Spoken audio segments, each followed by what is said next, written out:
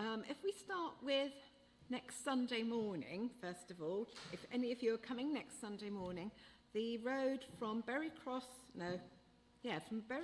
traffic lights down to Bury Hall Lane will be closed from 9:30 till 12:30 because of the remembrance parades.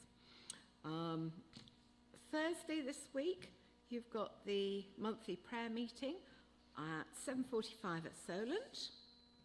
There's updates from the Christian Institute and their prayer diary. It is a week out of date, but I'm sure the prayers will be very much appreciated. They're on the information table. We've got the parenting course. It's starting on November the 7th as well. So we can be praying for that. And then Saturday the 30th of November, we've got Jack and the Beanstalk starting at 6 p.m. Box office is now working, so go and book your tickets. And there's loads of leaflets and posters on the information table to help yourself. Oh, and the last thing I mustn't forget is we've still got a few gaps to fill in on the help for the Jack and the Beanstalk evening. Some stewarding particularly needed. Thank you.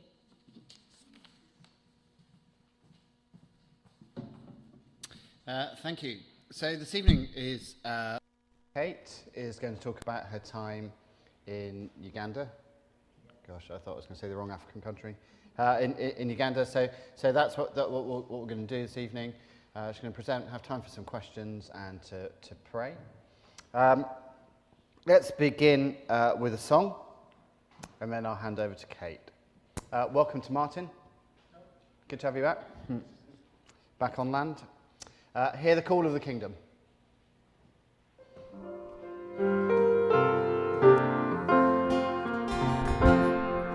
The call of the kingdom, lift your eyes to the King, let his song rise within you as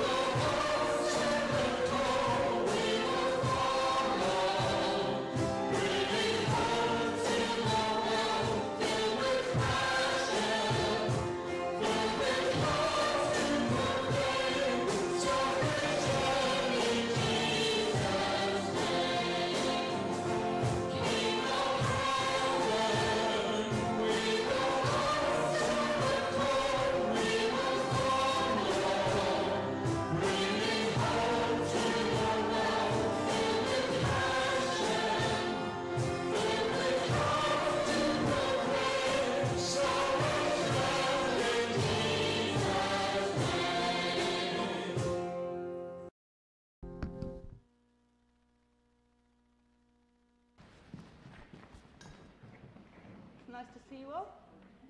Can you hear me? Can you hear me now? Yeah. Can you hear me now? Is that better? Right, okay. It's really weird being this side, and I'm not late, am I? I've got an excuse though, the youth club isn't on tonight, so I had time to come and not rush and flap about like normal on a Sunday when you're all resting. So I've been invited to come and talk about my experience in Uganda, and it's a really special moment really for me because I've always wanted to work and hang out with black children. I love black children, I love everything about them, their faces, you get the lovely eyes and then you get the smile if you're lucky. And as a child, I think I've always loved hanging out with kids and that, but black children had an extra special on my heart.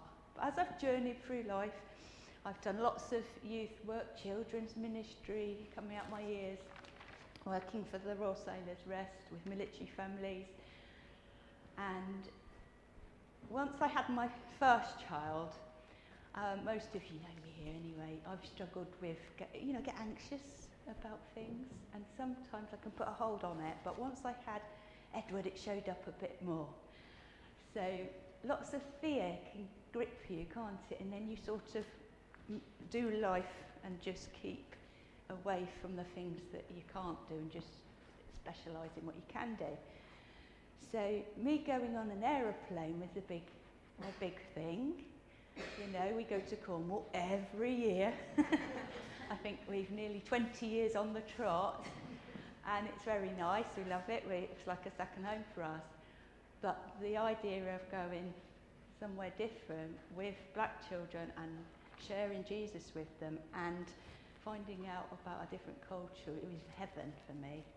Well, I've been working at Bishop's Waltham for 4 years, and I got an invitation from the vicar, who's my boss.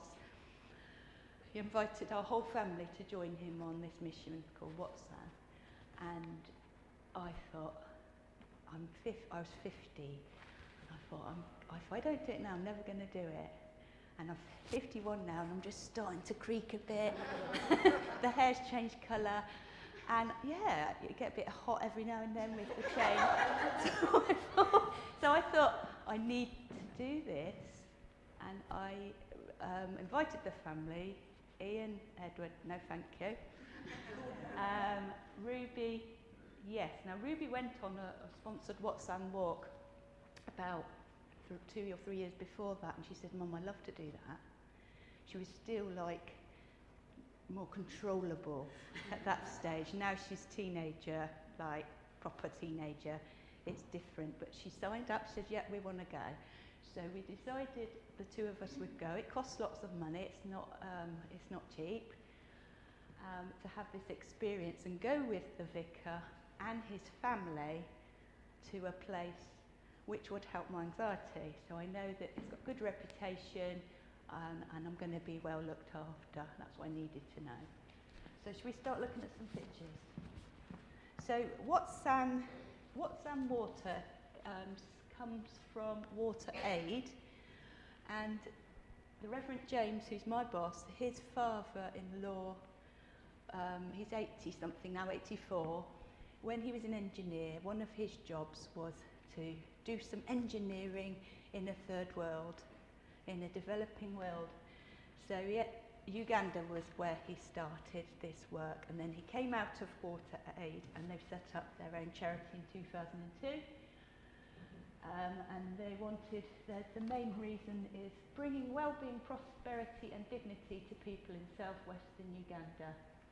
They're Christians, Orthodox Christians, but this was their main strapline to what they're doing.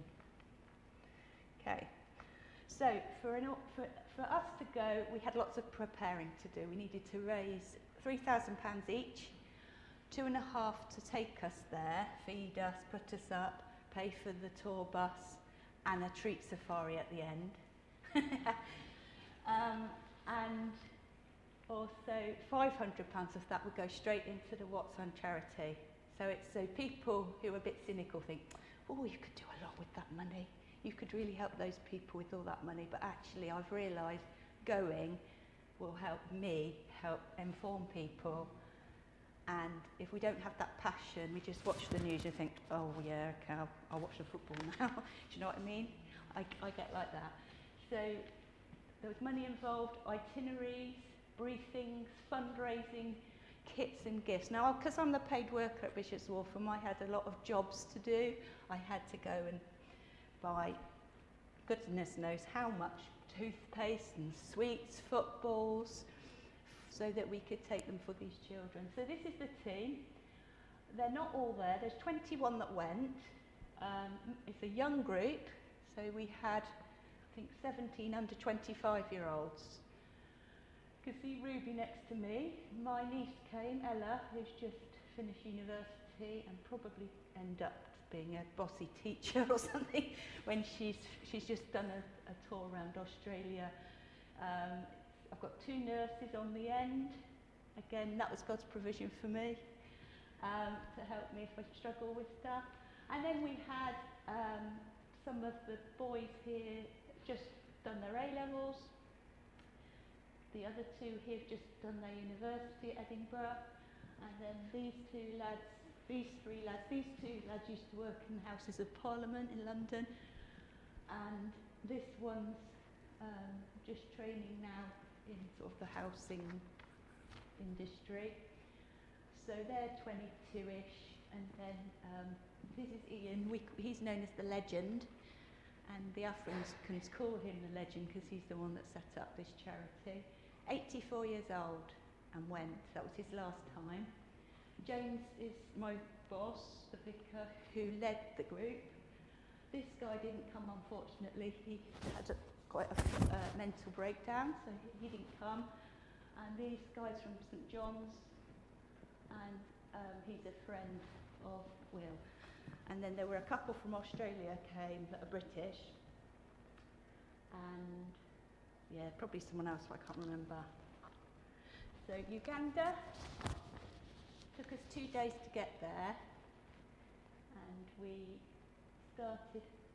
arrived at Kampala, which is here.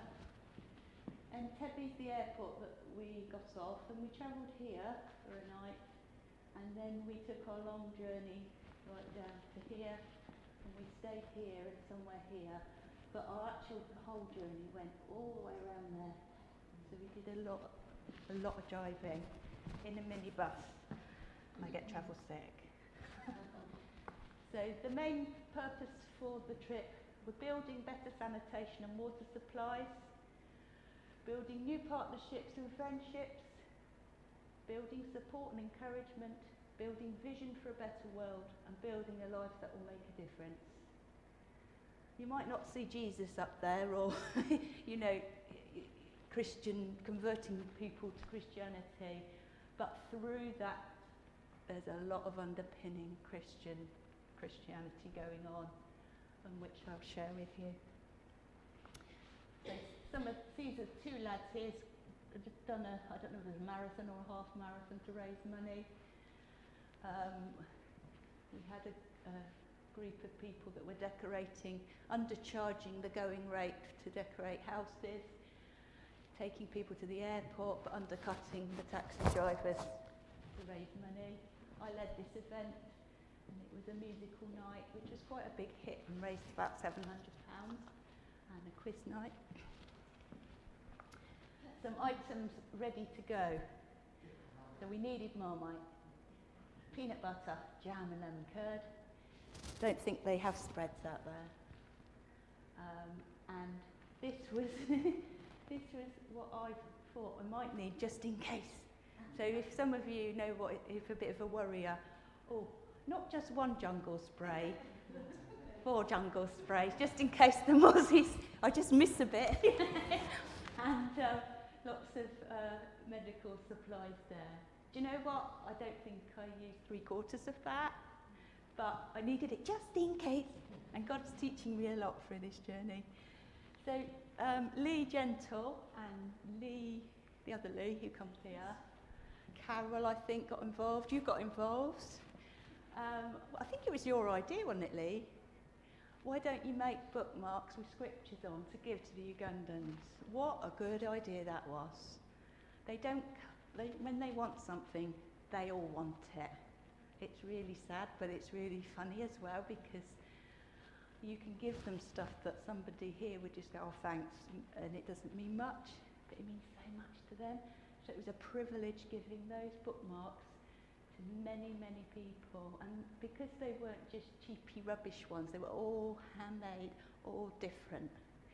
It was a joy to give. We had loads of sweets to give to the children, and then the toothpaste. So the toothpaste, I had to go around all the supermarkets to find the cheap toothpaste to take to give to them. They don't have toothpaste, so that's a luxury. So the planes, very long journey.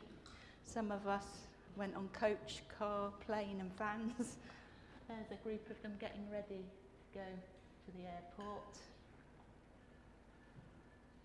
There's Ruby on the plane, first flight to Africa, never been on a plane before.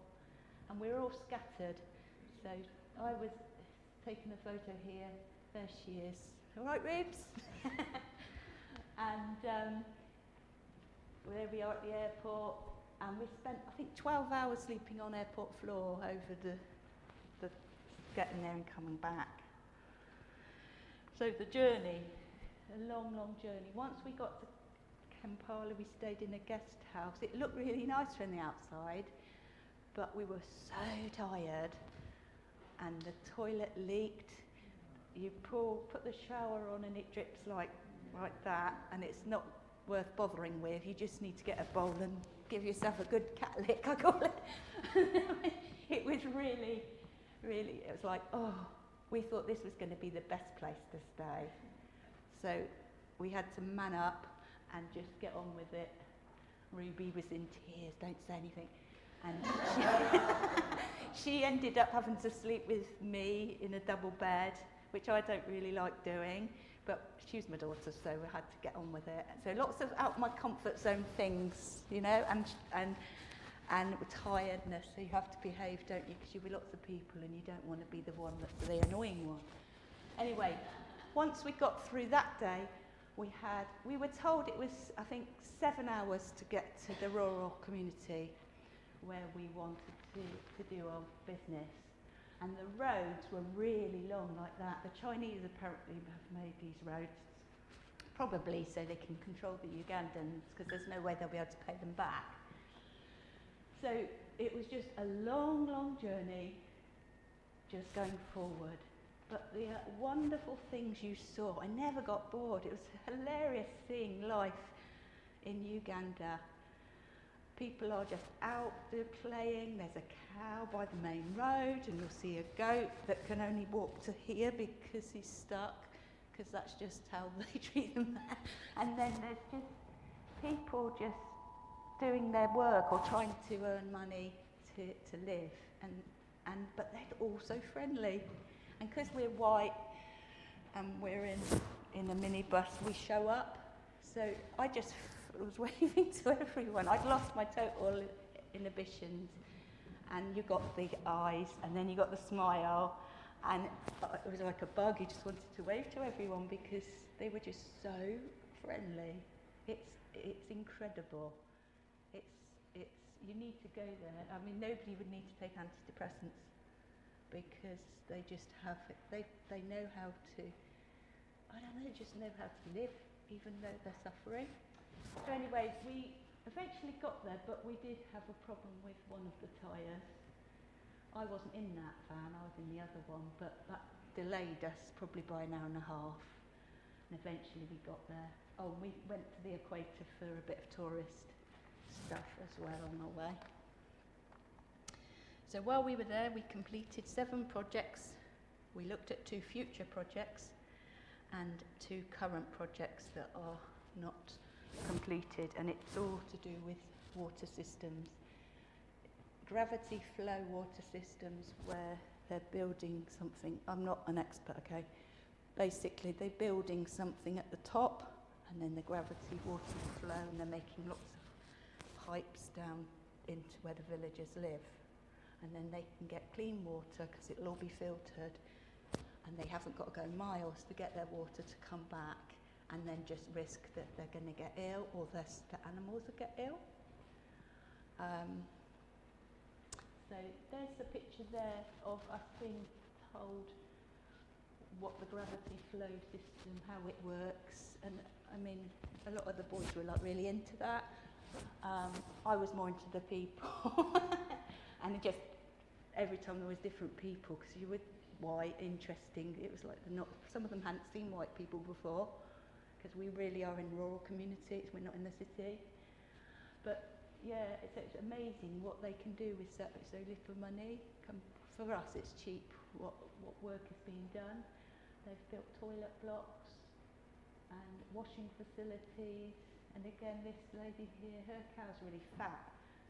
Normally they're really thin, and that's something I noticed as well, because they're probably not pumped with all the stuff that ours get pumped with.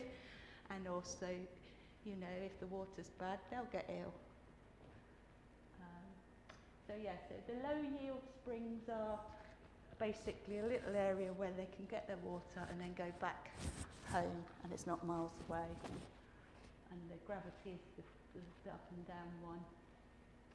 I think it costs something like £60,000 to £80,000 to make one of these. And then we looked at 2 future projects, if we can get the money.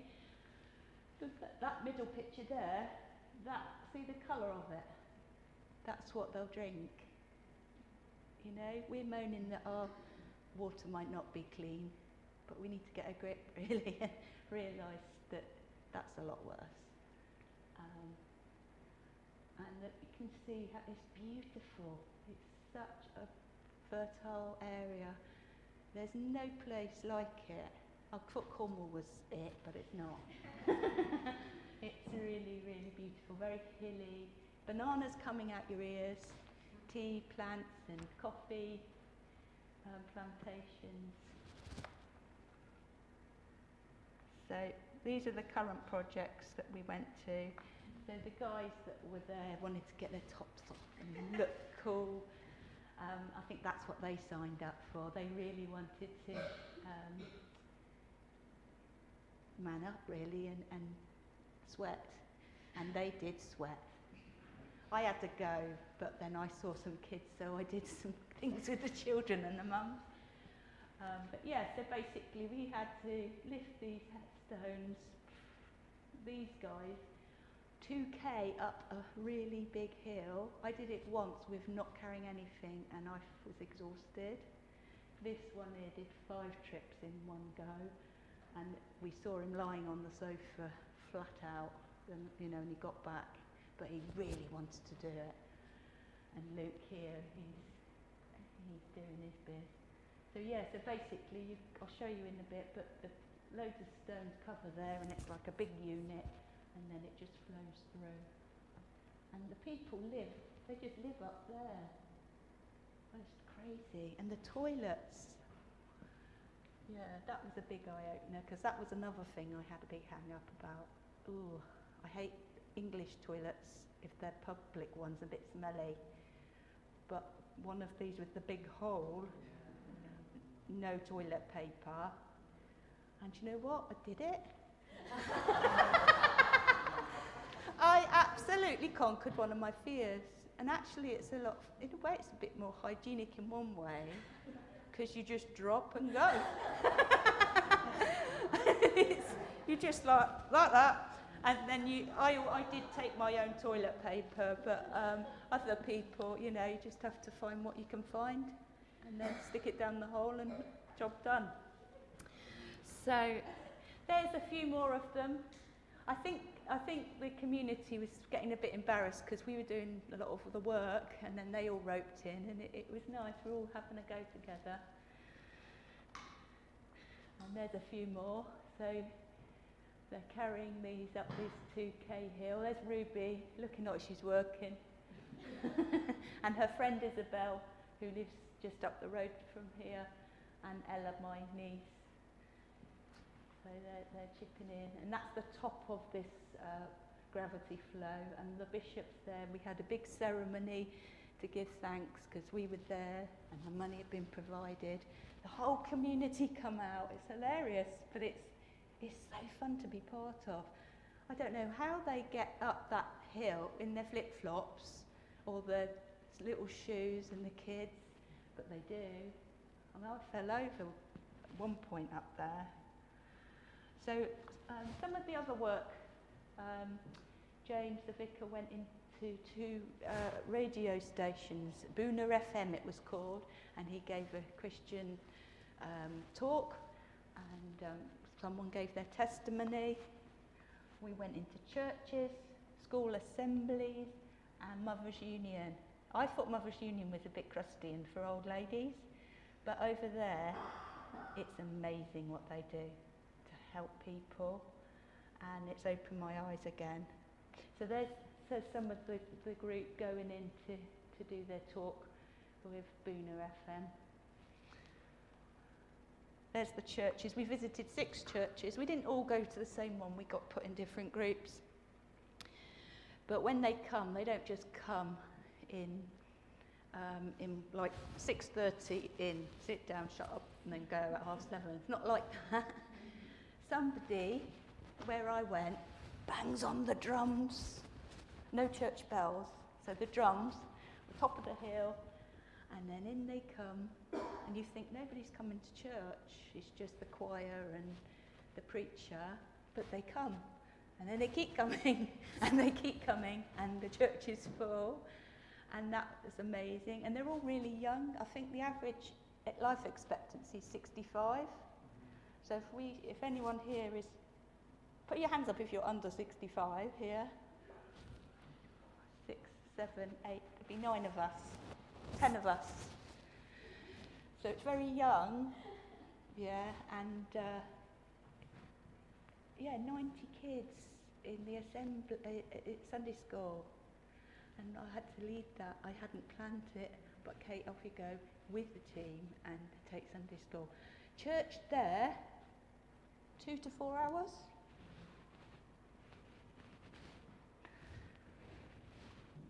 Not boring either. So this is what melted, this is where my dream came true.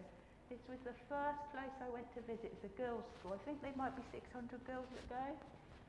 And they were all squashed together. They all look the same. Short hair, brown faces. But when you start looking at them, they're all different. But they I just thought, Lord, this is it. This is my dream come true. They were singing and praising the Lord, giving it this, and they're so well behaved. It's so encouraging to see they want to be at school and they want to learn, and they talk about Jesus. They may just say it because that's the way they've been taught, but there's a real healthy respect. And then we led the service up there and went to see the dorms where they live. 50 kids, 50 girls in one little room, probably a bit smaller than this room, 50. Imagine if one of them's got their period, or they're feeling groggy, or they're feeling ill. They can't go home. So they're stuck. And that was a massive eye-opener. And it's all old-fashioned beds with thin mattresses. So we went to school assemblies. Again, my dream was coming alive, because those of you that know me from the old days, I used to love doing the beach missions and just being out there in the public. Let's just see who comes, and we'll tell them about the Lord Jesus. And I did that there. Because they're black faces, they're smiling, and they're all excited. My energy, my zeal for the Lord just was ignited and fueled. So we shared with them, we loved them, we gave them games, we did a Bible story, we told them the story of Zacchaeus. No matter who you are, what you are, you're welcome, and he'll forgive you and loves you. And the head teacher, I hope you don't think I'm bigging myself up, but he said it's amazing how you've been able to teach these children in all different styles so that they can get it. They might get it through listening, might get it through Bible,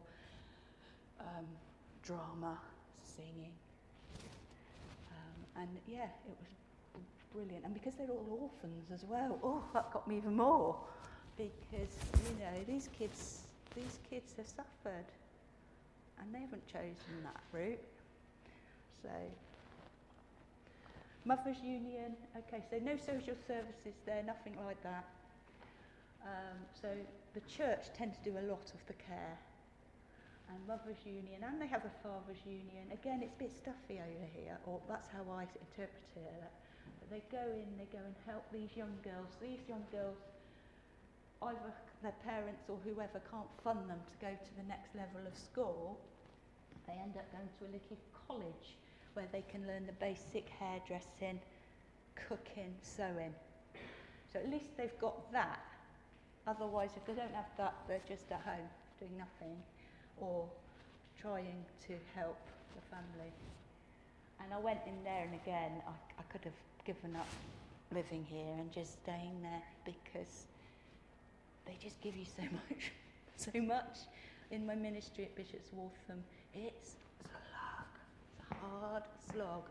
Sharing the gospel, you get rejected 9 times out of 10, inviting, rejection.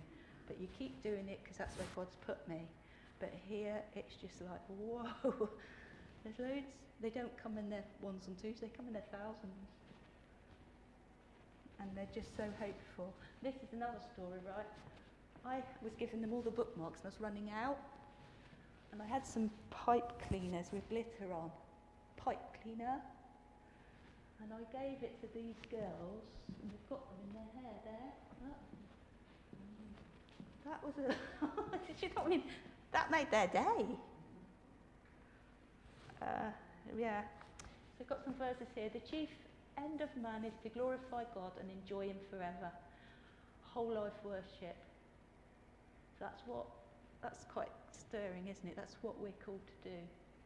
We want to glorify God and enjoy him forever. Whole life worship.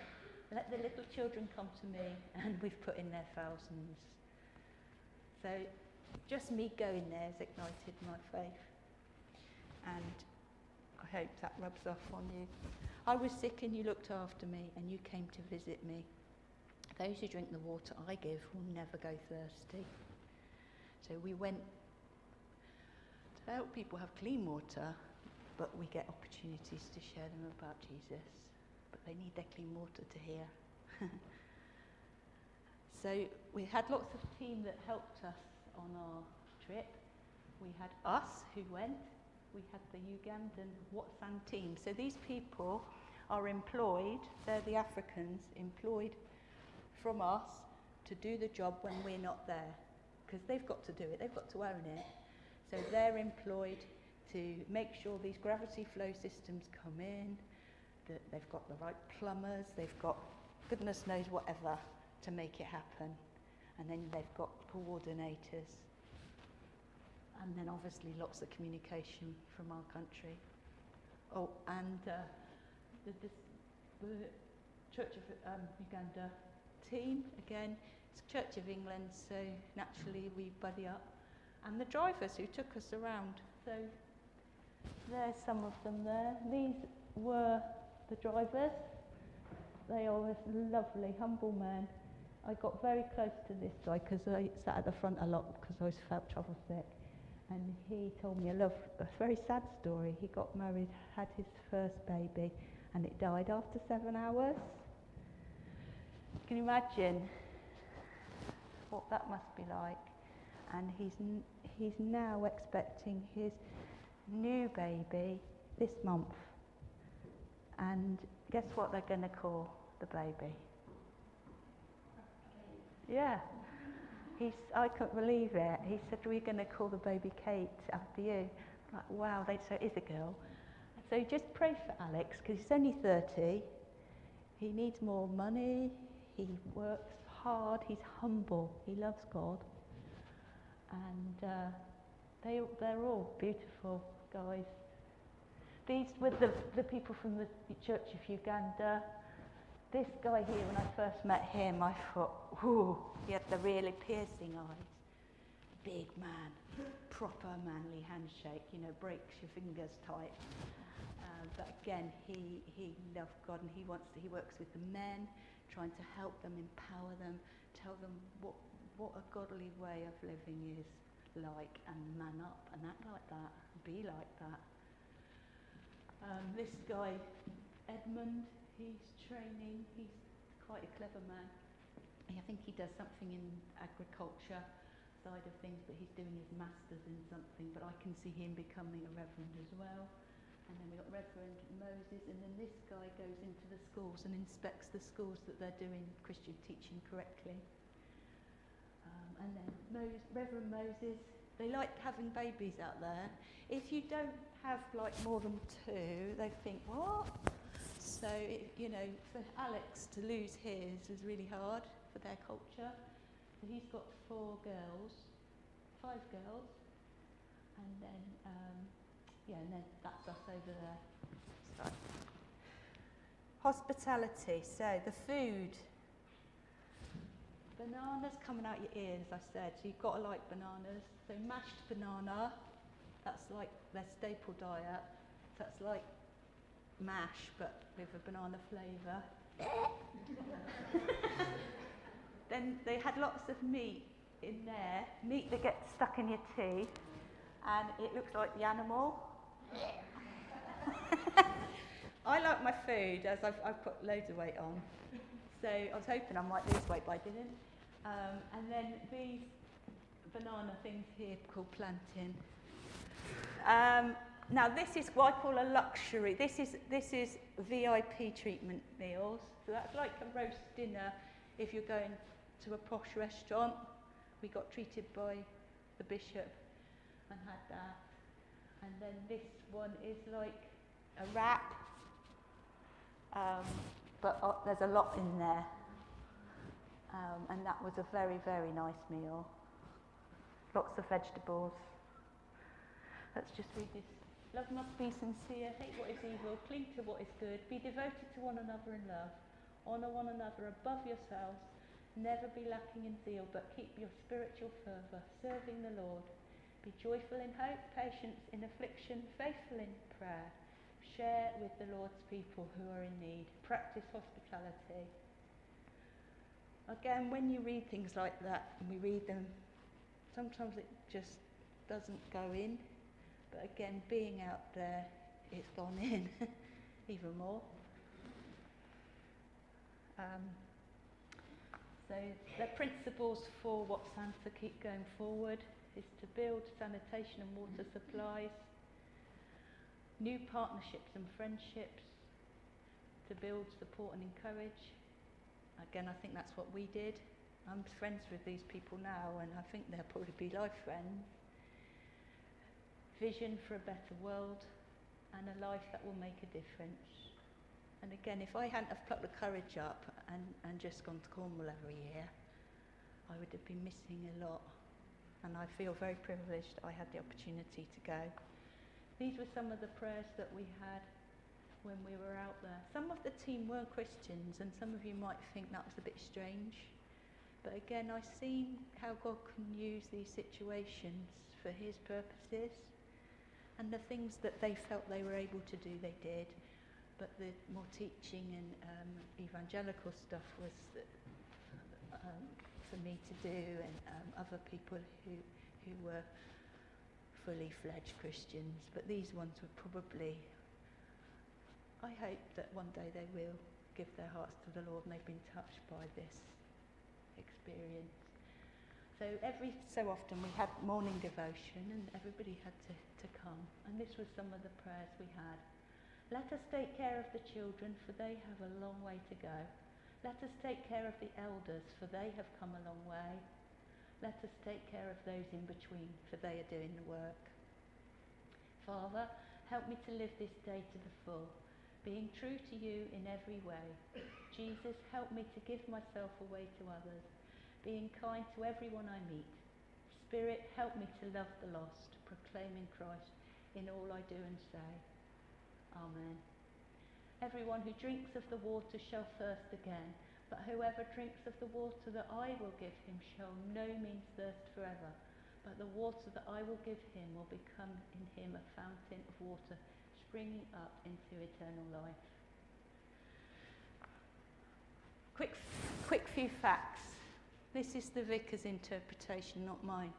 He reckons we consumed, 21 of us, 2,268 bananas in 19 days, 18 days. Dancing roads, okay, so the dancing roads have got no concrete, it's bumpy. If there's been a big rainstorm, you might think you're going to collapse. Minibus, you know, it's like whoop, woo, like that. 500 miles worth we did of that. 2 runny tummies, 2, that's not too bad. And one was the vicar. And when we went on the Nile cruise to see the crocodiles and the hippos, he was laid. He's a tall man, and he was laid in the boat, flat out. He wasn't sick with us, he had the other end, but he was feeling pretty green. And then the lady who I invited in my job at Bishop's Wharf, she was poorly, and she missed out on a lot of the treats, which is sad. So the chimpanzees, in one of the guest houses that we stayed, we all had names. I was in the Kingfishers dorm. But would you believe it, the teenage boys and the under 25s who were sort of got a bit sick of the teenage boys at times were all thrown together, and they were called the chimpanzees. So they were known as the chimpanzees, and they were all going woo, woo, woo, woo, like this. And the Africans were loving it, because they just thought they're crazy English people. We visited 2 cathedrals. That was a massive eye-opener.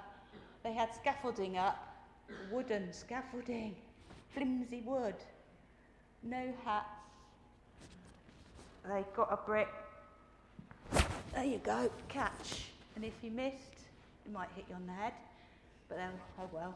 And that's how they were mending the cathedral roof. So it's hilarious. No health and safety. Anybody who does safeguarding or health and safety, if you're into that in a big way, don't go, because you might have a heart attack. But that's just how they do it. So we met Bishop Dan and Bishop Wandsworth. Evangelical Bishop Dan, definitely. Don't know much about the other one. Radio stations, we visited 2, Boona FM and Kanungu FM. Church services, I already said, 3 to 4 hours. We visited 4 churches, I've done that one. School and worship, 2 girls and boys high schools. Now, the boys' high schools, the vicar said, Kate, I've been told I've got to go on another trip over to you. We thought we had 2 hours to play football or just muck about and do games. No. So we had the meeting with the Reverend Ben of the school, and he was expecting 1 hour of preach and teach and 1 hour of sports. And I got thrown in to lead the team. And in a way I quite liked that, because I thought, come on, girl, you can do it. You know, I had to do it. And I'd had no preparation. We had to make it up on the spot, and I had to preach. Again, somebody might not agree with women teaching, but I had to get on with it and do it. All these black boys, teenagers, listening intently. Oh, it's brilliant. And they love football. We did a few quizzes, and they're like Arsenal, and I think Man United. You just start getting going about football, and they're like, woo. You know, it was lovely, so lovely. Mothers' unions, we visited 2, and we went to 2 medical centres. That's shocking, seeing medical centres and hospitals. Don't moan about the NHS. Orphanages, we visited 1. I could have stayed there. I loved it. School assemblies, we did 7. We planted 2 tree ceremonies. They're into the eco quite a lot over there, so planting trees for the next generation is seen to be good. And it's in a rural community, remember. Projects worked on 2. We had a game of football and we drew 3-3. And what's gone wrong? Ooh. There we go. and 12 hours sleeping on the airport floor. But the itinerary was ridiculous. It was a killer in a way. You had no time to just go. So I think next time we go, there will be more time for just thinking about what you're doing. So just one more quick, I wanted to show you one more thing. You're not bored yet, are you? Don't be polite. So I'm going to go through this quickly. I need to make it big. So how do I do that? That one, isn't it?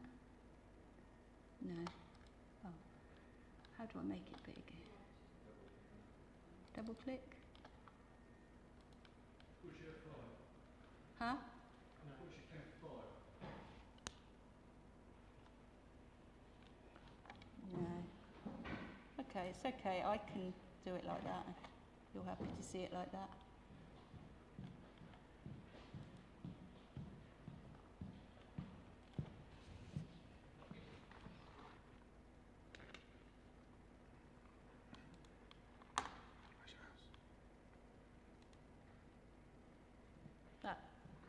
There we go.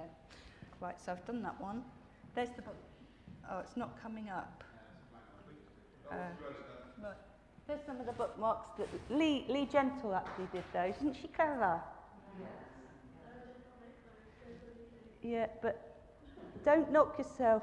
It was your idea and they were really good.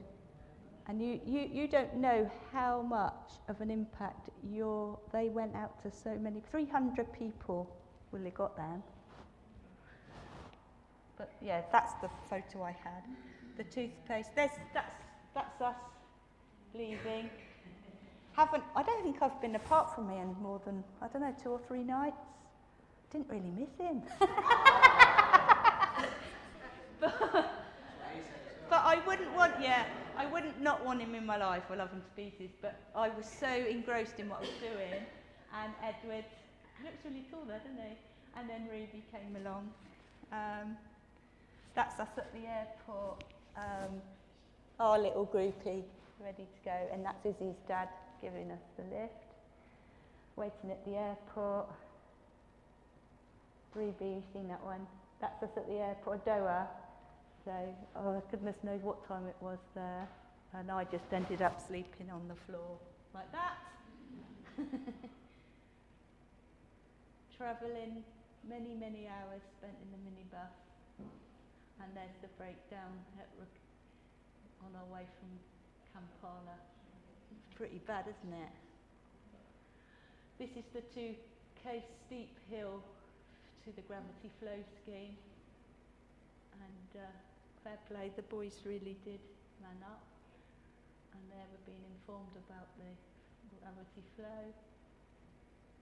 There's Ruby doing a bit of work. And a bit more.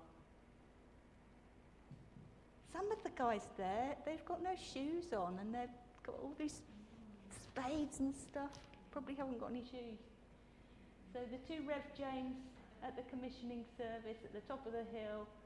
And it was really sweet. You know, like Lidl's do like cheap chocolate bars. Well, they're not cheap as now, but they were, weren't they? And they funded everybody in the community like a little cheap chocolate bar. And that would have been a big treat. To give thanks for what we're doing to help them and them doing to help themselves. And that is the top of the gravity flow where we were ferrying, well, I wasn't up that one, up the hill. And they all come out. And then 2 weeks later, when we got back, we got a photo to say it finished. And that's what it looked like. Look at their lovely clothes. They're all clean and they don't have washing machines. And they're giving thanks there. So August 2024. Hospital, that's quite a modern one in a very rural area. That opened my eyes. The old-fashioned nurse uniforms. This little boy had broken his leg. There's a river just 2 meters away. On his own, following us. Ivan, very cute. And because I took the monkey, he was following us. And again, I wasn't really listening to the leaders about what was going on. I was interested more in Ivan. Could have took him home. So cute. There's me, Ruby, in Uganda. So that's the little river where little Ivan was hanging out. Again, social safeguarding, risks, assessments, all of that. Ooh, you'd have a shock if you were there. He was on his own.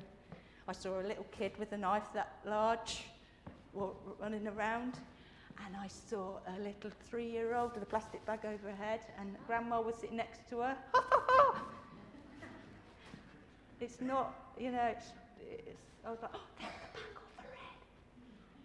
So there was a mental unit in the hospital. I don't know if these girls were in the mental unit, but they were getting well all around.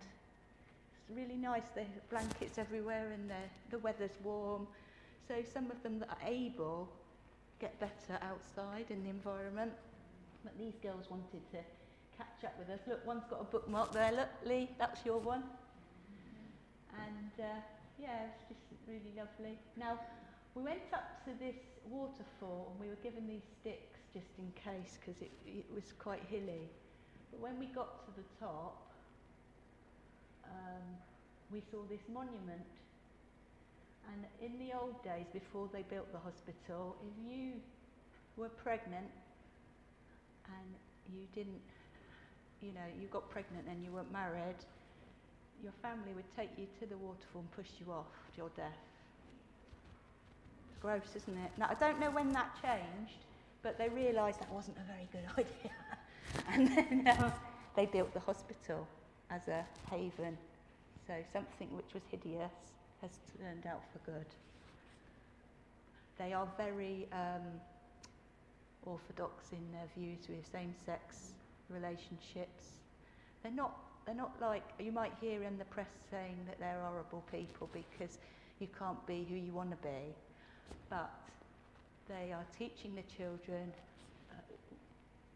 I think they call it sanitation or something like that, but basically they're teaching the children from an early age what God's ideal is for a man and God's ideal is for a woman. And they're not horrible to people who have same-sex attraction. You might hear that in the news. But they are sticking to the word of God, and it's showing with the children out there, the way they're being brought up. It's much better than us. Went to visit one of the clinics and met Dr. Moses, lovely guy, still single, looking for his Mrs. Right. I get to find out all that sort of stuff, I love it. And it's really, really old-fashioned. But yeah, he's called to be in Uganda to do his missionary. He really enjoys working with the children and the paediatric side. That's the normal view. Again, they're saying thank you for the area. Another view. These kids, they've never seen white people before, and get out the minibus, and you immediately get down onto their level. And one little girl started crying because it was freaky seeing a white person in your face. But the time we left, they were all right, and they were pleased to see us go, and had the puppet out the window. So on our travels, we saw real life. Look at all that plastic. They don't have dustbins like we do to put rubbish away. But so I saw that, lots of plastic everywhere. It's disgusting. Some of the amount of drink bottles we got consumed while we were there is disgusting. But if you don't drink the bottled water, you could get ill. So this is what it looked like. Streets and streets of people doing life, trying to sell stuff. That's how a lot of them get about. No helmet. Pack as much as you can on and hope for the best. It was very amusing. Look at that one. Look at that one. And the toilet. So this is the vicar's son demonstrating what it's like. That was a luxury toilet because it had a lid. Most of them didn't have lids. Another fruit. Look at the size of the melons. Beautiful.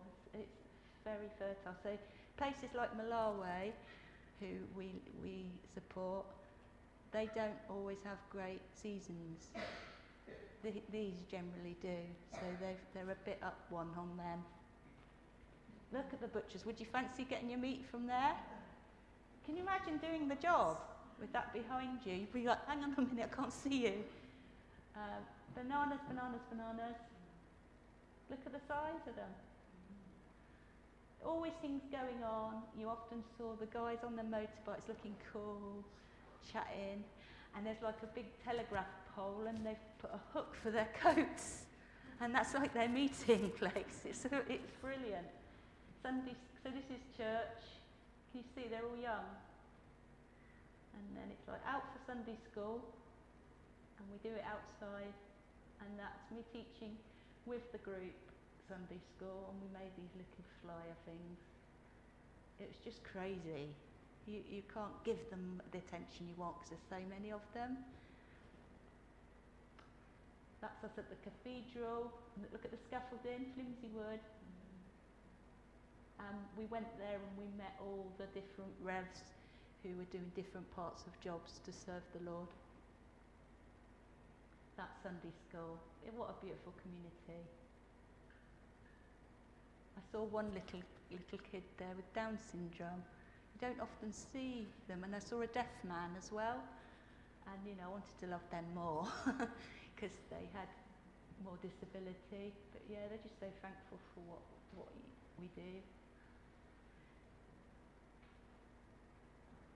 Some older children, the bananas, the rubbish. That's the city of Kampala, I think. That's how people get about.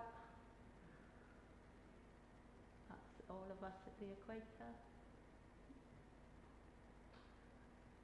Money. So yeah, £1, I'm rubbish at maths, was 4,729 Ugandan shillings. So I used to go, Nick, how much is this? I don't want to get ripped off. I should have just thought £5,000, £1. As the high school. Amazing. These are the Pygmy community. Have you heard of Pygmies? So these are like the people who used to live in the jungle and they got kicked out. And the church are trying to help them be a new community in a different area. And the Pygmies are really small. They're not deformed. They're all like normal, but they're tiddly. Sometimes we have a few little people, don't we? But a lot of them are like that. Beautiful. We had to have the mosquito nets in our beds. Some of the men from the churches again spoke to Solomon today. He wanted to tell me that there's a guy called Reverend Bob who would be perfect to be a minister in the UK with young people. Hint, hint. And who knows, he might come. The bishop has agreed that they're going to send, I think, between 50 and 100 Ugandan ministers to come and help us do mission in the UK for 5 years. So I got very close to Reverend Godfrey. He's a very charismatic, evangelistic guy and full of beans, but he's also serious as well when he has to be because he works for the diocese. This is his wife and his 4 boys. And he was brought up, he was an orphan, could have been chucked in a river, we don't want you. So he's got a lot of mental hang-ups from rejection. In the end, he got put in a school, some kind person must have funded him. And he's now mission developer for the diocese, and he has a huge heart for the poor. And we are going to sponsor this girl here. When I got home, he called me and said, Kate, this girl, the villagers have said, please look after her, vicar. No social services, remember. So we ended up taking her in, and a lot of people think, Kate, make sure it's not a scam, be careful. I did a lot of work and really believed that this is genuine, and it is. So we're supporting her. It only costs £19 a month for her to go through school. £19, bed and breakfast, evening meal, education, and hear the gospel. So if you want to support, give me the money, I'll make sure that goes to her. There she is with her uniform. Hopefully her life's going to change now. How much more you got, Kate? Not a few more. In the school, the hard work pays. There's lots of little signs around the girls' school, not just being told things, but you keep doing that, it will pay off. Made friends with these two ladies. These were like, not servants, but they're the really bummy jobs to help us have a nice time when we were there. Washing. Oh, you've met them. Took some parachutes. Leading, that's again, that's like Beach Mission for those of you remember, but doing it in Africa. Church. The boys' school leading. There's all the boys. This guy here approached me and I'm still in touch with him. He's wanting to really be a doctor. So again, people feel they want to support, let me know. Really being a best friend with the boys' school. Love that picture. And then we had the treat at the end, the safari. Let me just find that. I was on the bus with these youngsters, and these are the animals that we saw.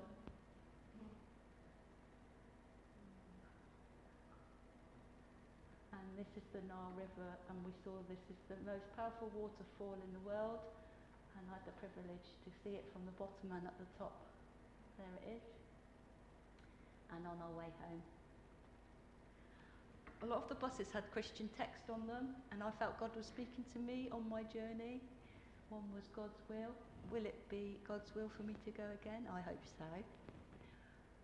Or have I been challenged to do what I'm doing now